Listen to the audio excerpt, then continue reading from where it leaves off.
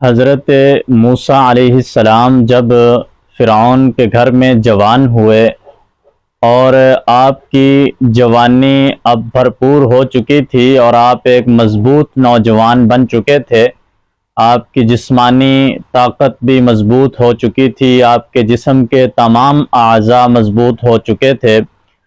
تو ایک مرتبہ یہ واقعہ پیش آیا کہ حضرت موسیٰ علیہ السلام گزر رہے تھے تو راستے میں دو آدمی آپس میں لڑ رہے تھے۔ ان میں سے ایک آدمی بنی اسرائیل کا تھا جو کہ حضرت موسیٰ علیہ السلام کی قوم میں سے تھا،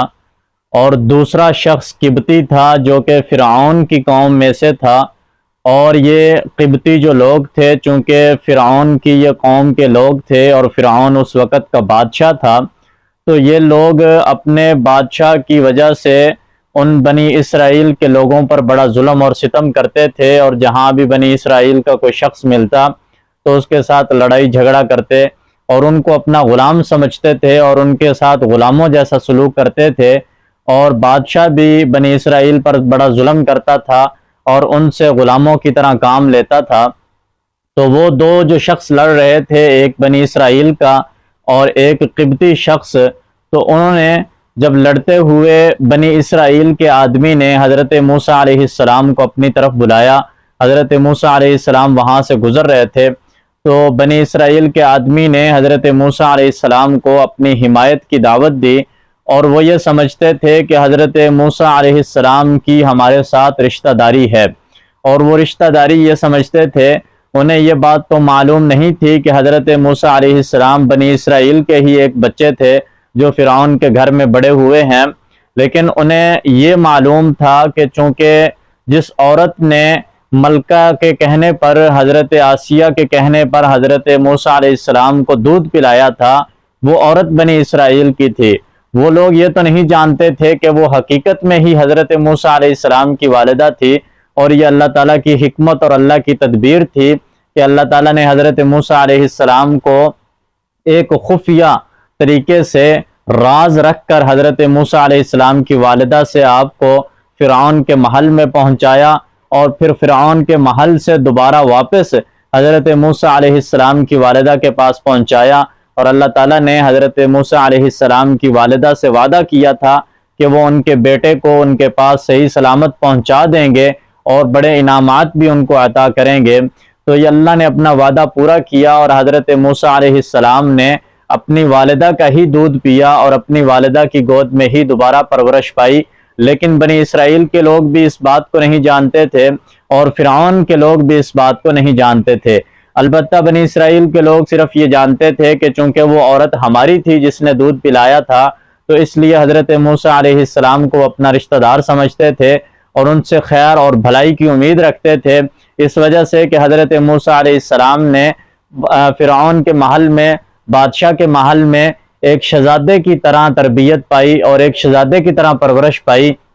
تو وہ لوگ یہ سمجھتے تھے کہ فرعون چونکہ ہم پر تو بڑا ظلم کرتا ہے، لیکن حضرت موسیٰ علیہ السلام ہمارے رضائی بھائی ہیں، تو وہ ہمارے خیر خواہ ہیں۔ اسی وجہ سے بنی اسرائیل کے اس آدمی نے حضرت موسیٰ علیہ السلام کو اپنی طرف بلایا، اور حضرت موسیٰ علیہ السلام کا مقصد یہ تھا کہ وہ جو دو شخص آپس میں لڑ رہے ہیں ان کو چھڑوا دیا جائے اور ان کے معاملے کو آسانی کے ساتھ اچھے طریقے کے ساتھ حل کر دیا جائے۔ لیکن ہوا یوں کہ حضرت موسیٰ علیہ السلام نے اس شخص کو تنبیہ کے طور پر ایک مکہ مار دیا۔ حضرت موسیٰ علیہ السلام نے جب اس شخص کو مکہ مارا تو وہ شخص اس مکے سے ہلاک ہو گیا۔ اب یہ تو اللہ کی قدرت ہے، زندگی اور موت کا فیصلہ تو اللہ تعالیٰ کے ہاتھ میں ہے۔ وہ آدمی جب مر گیا لیکن اس کا سبب حضرت موسیٰ علیہ السلام کا مکہ بن گیا، تو حضرت موسیٰ علیہ السلام نے اسی وقت اللہ تعالیٰ سے دعا کی کہ اللہ یہ شیطان کی طرف سے، شیطان نے مجھے بہکا دیا ہے، اور اے اللہ تو میرے اس غلطی کو معاف فرما دے۔ تو اللہ تعالیٰ نے حضرت موسیٰ علیہ السلام کی اس غلطی کو معاف فرما دیا۔ لیکن ہوا یوں کہ جب اس واقعہ کی خبر بادشاہ تک پہنچی تو بادشاہ بہت غصہ ہوا اور اس نے حضرت موسیٰ علیہ السلام کو گرفتار کرنے کا حکم دیا۔ جب بادشاہ کے سپاہی اور اس کے فوجی حضرت موسیٰ علیہ السلام کو گرفتار کرنے کے لیے نکلے تو حضرت موسیٰ علیہ السلام وہاں مصر سے نکل پڑے، شہر سے باہر نکل پڑے، اور کسی طرف ان کو یہ معلوم نہیں تھا کہ وہ کس طرف جا رہے ہیں، لیکن جس طرف بھی ان کا چہرہ تھا وہ اسی طرف چل دیے، اور سامنے جو علاقہ تھا وہ مدین کا علاقہ تھا۔ تو حضرت موسیٰ علیہ السلام نے دعا کی کہ اللہ مجھے امید ہے کہ جس راستے پر میں چل رہا ہوں تو مجھے سیدھی راہ پر ہی چلائے گا۔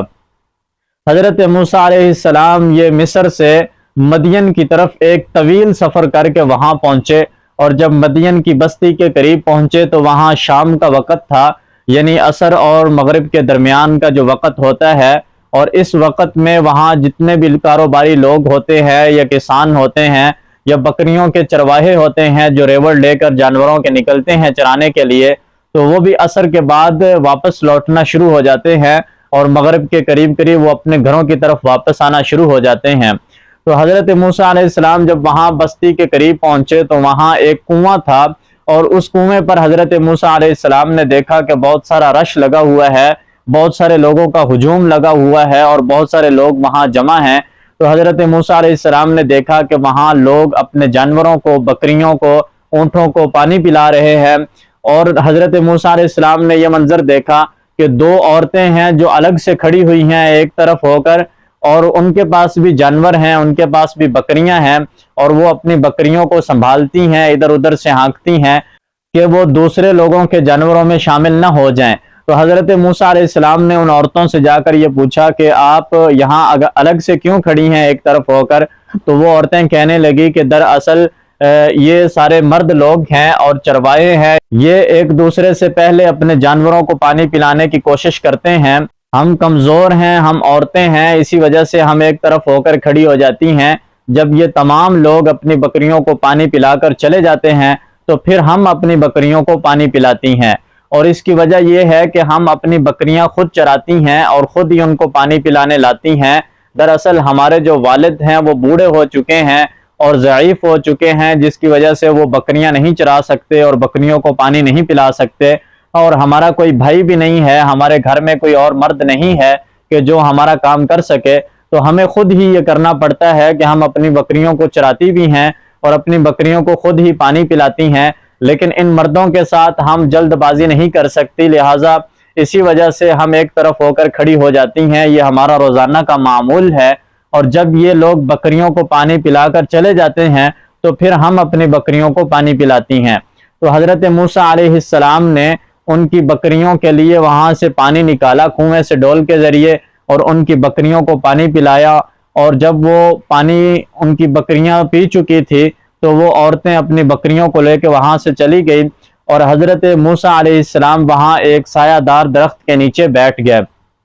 اور مفسرین نے یہ لکھا ہے کہ یہ درخت کیکر کا تھا، لیکن کوئی بھی درخت سایہ دار ہو سکتا ہے۔ حضرت موسیٰ علیہ السلام اس کے نیچے بیٹھے اور آرام کرنے لگے، اور اللہ تعالیٰ سے دعا کی، رب انی لما انزلت الی من خیر فقیر، کہ اے اللہ تو جو کچھ بھی میری طرف اتارے گا میں اس کا محتاج ہوں۔ اللہ تعالیٰ نے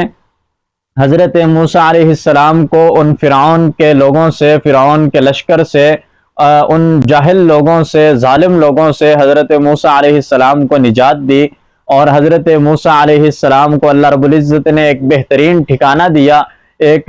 ایسی جگہ دی جو پرامن تھی اور پرسکون جگہ تھی حضرت موسیٰ علیہ السلام کے لیے۔ تو اللہ تعالیٰ نے حضرت موسیٰ علیہ السلام کو مصر سے نکال کر مدین میں پہنچا دیا، اور یہ مدین وہی علاقہ ہے جہاں حضرت شعیب علیہ السلام کی قوم کو اللہ تعالیٰ نے عذاب میں مبتلا کیا تھا، اور حضرت موسیٰ علیہ السلام سے یہ پہلے کا واقعہ ہے کہ جب حضرت شعیب علیہ السلام کی قوم کو اللہ تعالیٰ نے وہاں برباد کر دیا تھا، ان کی بدعمالیوں کی وجہ سے اللہ تعالیٰ نے ان پر عذاب نازل کیا۔ یہ مدین کا وہی علاقہ تھا جس میں حضرت موسیٰ علیہ السلام مصر سے ہجرت کر کے ان فرعون کے لوگوں سے بچنے کے لیے، فرعون کے ظلم سے بچنے کے لیے حضرت موسیٰ علیہ السلام وہاں مدین میں پہنچے تھے، اور اللہ تعالیٰ نے وہاں حضرت موسیٰ علیہ السلام کو بہترین ٹھکانہ عطا کیا۔